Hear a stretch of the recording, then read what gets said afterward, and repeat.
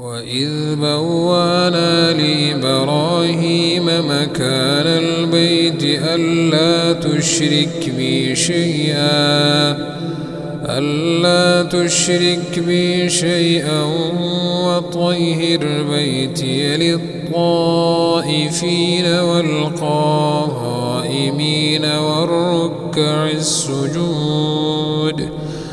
وأذن في الناس بالحج يأتوك رجالا وعلى كل ضامر يأتين من كل فج عميق ليشهدوا منافع لهم ويذكروا اسم الله في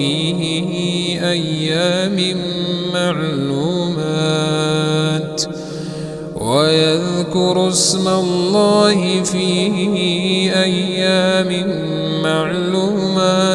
على ما رزقهم من بهيمة الأنعام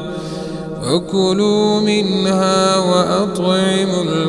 البائس الفقير ثم ليقضوا تفثهم وليوفوا نذورهم وليطوفوا بالبيت العتيق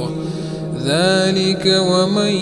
يعظم حرمات الله فهو خير له عند ربه